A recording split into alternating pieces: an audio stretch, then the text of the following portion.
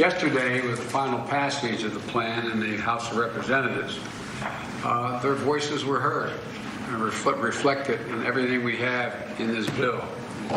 And I believe this is, and most people I think do as well, this historic legislation is about rebuilding the backbone of this country and giving people in this nation, working people, middle-class folks, people who built the country, a fighting chance. That's what the essence of it is. And I'm going to have a lot more to say about that tonight and the next couple of days and be able to take your questions. But in the meantime, what I'm going to do is sign this bill and make the presentation tonight.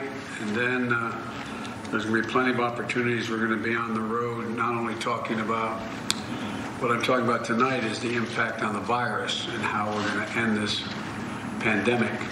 And we're going to talk all the elements of the bill beginning on Friday, Saturday, and through the week. So, thank you for being here.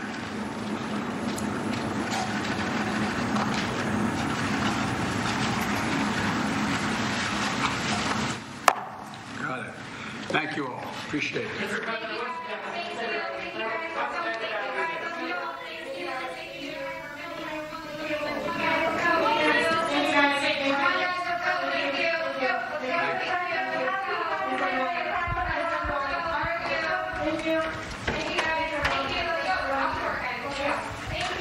And as you see, despite the best efforts of the poll reporters, the president not taking questions, but saying he will have plenty more to say, or plenty to say about what he just signed into law when he speaks to the nation later tonight. Let me go to Chief White House correspondent Kristen Welker, who has more for us. Kristen?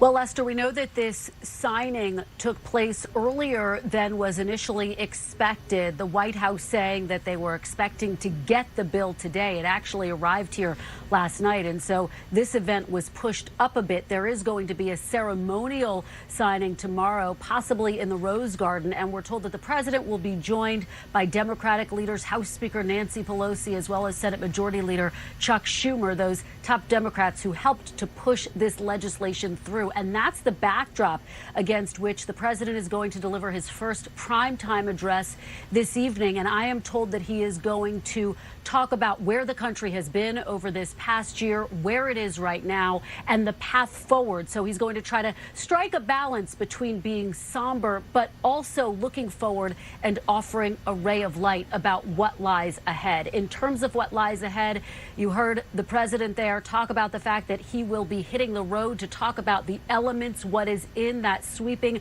nearly $2 trillion COVID relief package. He's going to be going to Pennsylvania and Georgia with the vice president a little bit later on next week. But the question becomes, can he fulfill that promise of trying to unify this country? That was a key campaign promise, Lester, as you know, and this piece of legislation passed without any Republican support. Republican lawmakers saying that the price tag was too high, that the legislation was not targeted enough, and that ultimately it would only add to the deficit. So the question becomes, how does President Biden move forward and try to fulfill that promise of bipartisanship? What legislation will he aim to take up next? We'll look to see if we get any answers about that when he addresses the nation a little bit later on this evening. Lester? All right, Kristen Welker, thanks. Let's go to Chief Washington correspondent Andrea Mitchell. And on Kristen's point that this was a partisan vote, is that the roadmap of the way business will be done, future legislation during this period? Not necessarily. They were clearly going to try to reach out again to Republicans, but I think that this certainly shows, and we're told that it shows that he believes that there is such strong support, more than 70% support for what is in this package around the country, and from Republican mayors and even some governors, other local officials, that he thinks it really is bipartisan. That's what they're pointing to. And it also, when he talks about rebuilding the backbone of America, Lester, that's really core to Joe Biden's belief about this. The president really believes that he needs to target this to working and middle-class people. It is so different than the tax bill that was also completely partisan, the first measure that Donald Trump passed when he became president. And this is almost the same amount, just about the same amount, $2 trillion, but that helped higher earning people. He believes that the future of the economy is to rebuild it from the bottom up, and that's exactly what he's doing and what he's going to be selling around the country, Lester. All right, Andrea Mitchell, thank you. And so President Joe Biden's landmark American Rescue Plan becomes the law of the land. I'll see you a bit later on NBC Nightly News and again at 8 Eastern Time for the president's address to the nation. And then join me and Savannah Guthrie at 10 for a Dateline special, COVID 1 year later, life after lockdown. For now, I'm Lester Holt in Washington. Good day, everyone.